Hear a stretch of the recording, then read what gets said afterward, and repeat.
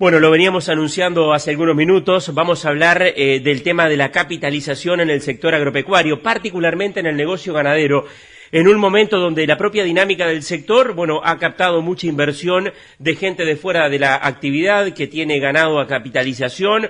Esta naturalmente es una figura que hoy está muy vigente dentro del sector, gente que entra al negocio y gente que tiene campo y que toma ganado a capitalización. Vamos a hablar un poco de este tema desde el punto de vista tributario con la contadora Mercedes Gómez del estudio Nopich y Asociados. Bueno, Mercedes, en primer lugar, hablemos un poco de lo que es esta figura del contrato de capitalización, como introducción antes de entrar en el tema estrictamente tributario. ¿Qué características tiene esta figura de capitalización de ganado? Buen día. Buen día, Martín, ¿cómo estás? En relación a este tipo de modalidades contractuales, el Código Rural define un contrato de parcería, que el contrato de capitalización ganadera también se define como contrato de parcería, donde tenemos dos partes, el aparcero dador y el tomador. Sería por un lado el dueño del ganado, que puede ser la persona física que decide invertir en este tipo de actividad, y bueno, se entrega animales y hay otra parte que es el aparcero tomador que recibe en su predio los animales y se dedica a cuidarlo, engordarlo y cuando llega a determinada cantidad de kilos, venderlo. Uh-huh. También podemos tener el de cría, que en vez de el engorde, el objetivo es producir piezas y después hay un reparto físico de terneros. Claro, Mercedes, comencemos por la figura del inversor, quien entrega ganado al dueño de campo para este negocio de capitalización. Desde el punto de vista tributario, ¿en qué situación está? Perfecto. El dueño del ganado sería quien, al enajenar, una vez que adquieren el nivel de kilos y se venden, estaría enajenando un bien agropecuario. Entonces, decimos que tendría un ingreso derivado de la explotación agropecuaria y que va a poder optar entre IMEVA, que para el ganado la tasa sería 2%, o IRAE.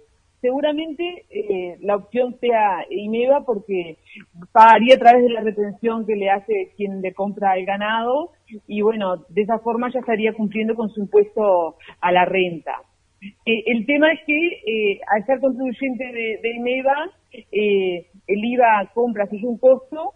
Se supone que en este tipo de modalidades contractuales el que realiza toda la actividad es el aparcero tomador, el dueño del campo. Entonces es de suponer que el dueño de los animales no va a tener un mayor IVA. Y después el tema de la opción de IMEVA, como ya lo comentamos en alguna ocasión anterior, tiene que cumplir las condiciones de forma jurídica, cantidad de hectáreas y de ingresos para quedar dentro del IMEVA. Una persona física, por forma jurídica, puede. Una SRL también, o sea, la que no puede optar por IMEVA son las sociedades anónimas. Y bueno, la cantidad de hectáreas que tiene que explotar no pueden ser mayor a 1.250. Uh-huh.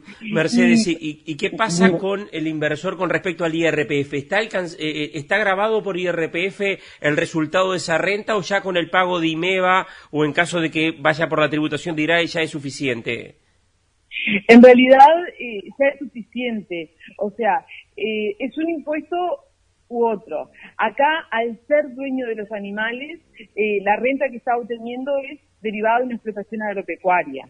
Está perfecta tu pregunta y en general los inversores que incurren en este tipo de actividad es de la pregunta que se hacen. Si la persona, en vez de invertir el dinero en ganado, se arma algún otro tipo de vehículo y termina no siendo la dueña del ganado, ahí lo que estaría obteniendo sería una renta mobiliaria y estaría alcanzada por IRPF. Pero acá, si es dueña del ganado, tiene su número de DICOSE, marca, etcétera, estaría realizando la actividad agropecuaria. Claro, claro. Y en caso Mercedes, de que no tenga el número de DICOSE, que no esté dentro de lo que es la actividad agropecuaria con la figura de productor, el inversor, y esté dentro de lo que es la línea, digamos, de un inversor capitalista sin tener esa posibilidad.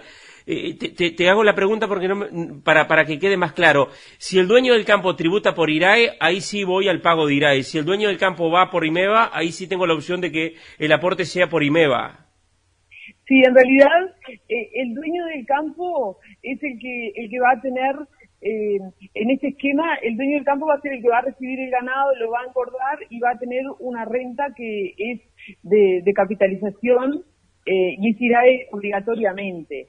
El dueño del animal, como tú me preguntabas recién, si pagaba IRPF o IMEVA, yo te decía que al ser dueño del animal va a pagar IMEVA, ¿sí? Porque Claro. esa renta va a estar en el ámbito agropecuario. Claro. O sea que necesariamente tenés que tener un número de DICOSE, por ejemplo. Exacto. Bien.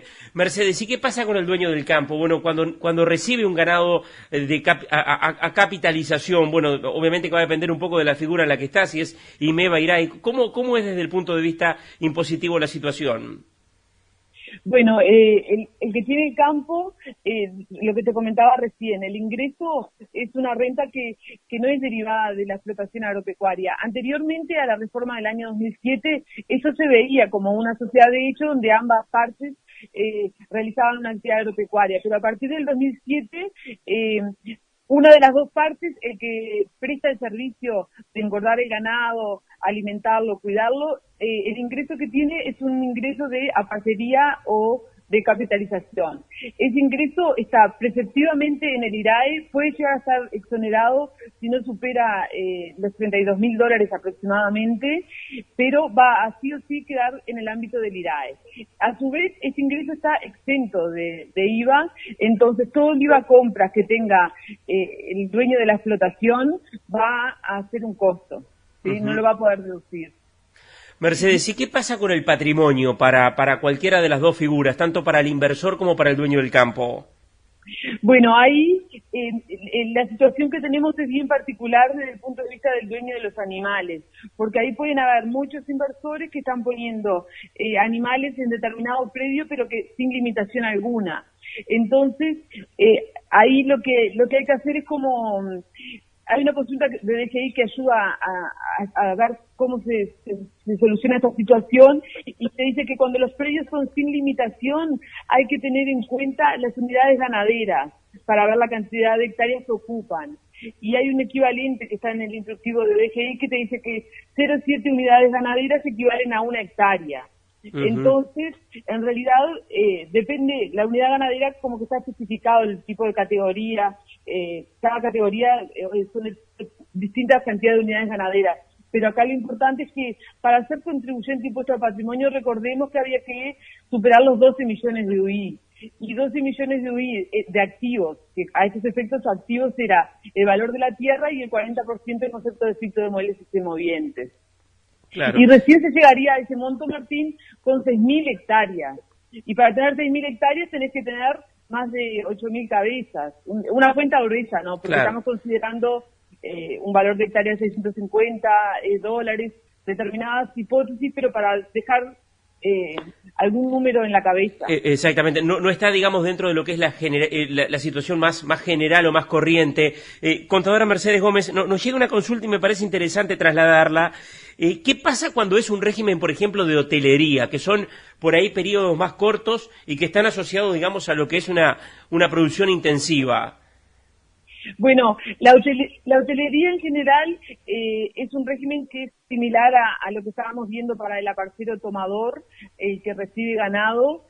Acá es un poco distinto, no se comparten riesgos como veíamos recién en la capitalización, sino que acá el que recibe el ganado cobra un honorario por día en base a las cabezas que recibe, que vendría a ser como el fee por día de hotel, y después otro ítem que se cobra son los insumos sanitarios. Y después la comida también puede ser incluida en este precio. Y acá, en relación a tu pregunta, el dueño del ganado, las mismas conclusiones que comentamos recién. Y el que presta el servicio de hotelería tendría un ingreso exento de IVA, que el IVA compra sería un costo. Bien. Mercedes, ¿algo más para agregar a propósito de este tema de capitalización dentro del negocio ganadero? Bueno, me interesaría comentar el tema de que, más allá de que se repartan los frutos, que lo habitual, no sé, yo he visto muchos contratos de capitalización de 70 para el que recibe el ganado. El 70-30. Ahí va, o 60-40.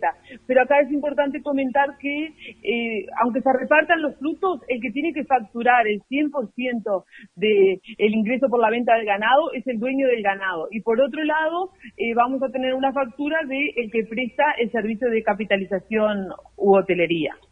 Bien. Contadora Mercedes Gómez, integrante, socia del estudio Nopich y asociados, muchas gracias por estos minutos. Muchas gracias a ti, un gusto, Martín.